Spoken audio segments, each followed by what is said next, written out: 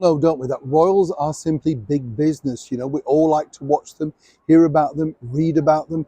Documentaries which are made here in Great Britain are sold around the world. We saw recently with Prince Harry on that book trail for his autobiography, biography, whatever you want to call it, Spare. People were offering absolute shed loads of money for him to appear and tell his version of events. Most recently, of course, we've seen Sarah, Duchess of York, out on the promotional trail with her novel. So you can understand why TV channels really like the British monarchy. I don't know if you know this, by the way, but you know, news channels wherever they are in the world are not money makers for the channel. The reason why people have them and provide them, and you know, certain stations want them, is because it looks good kudos. If they have, you know, star anchors, that sort of stuff, it's good for the brand, good for their own company, as it were. Now, one channel that's not doing incredibly well right now is none other than CNN. They've recently had to structure back accordingly, laying off quite a number of staff, as one can imagine. And not only that, you know, offices around the world have shrunk down. Everywhere you look in the world of news, everybody wants to do it faster, quicker, but more importantly, cheaper. So you can understand why staff at CNN are really furious about this latest hire. Apparently, CNN have decided to pay $12 million for an early evening chat show from, yes, Oprah Winfrey's best chum. Imagine having that as your prefix title, by the way.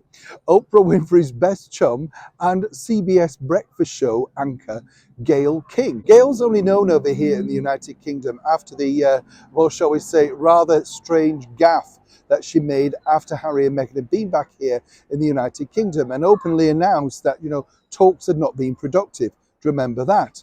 So it's strange to think, isn't it, just exactly how did Gayle manage to get such a mega deal?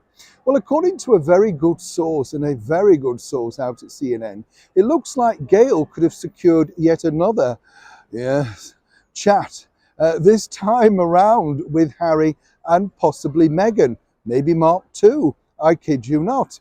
And what's interesting here is that while all parties basically deny it, we put a call into CNN. And what I love about news channels is, oh, we couldn't possibly comment.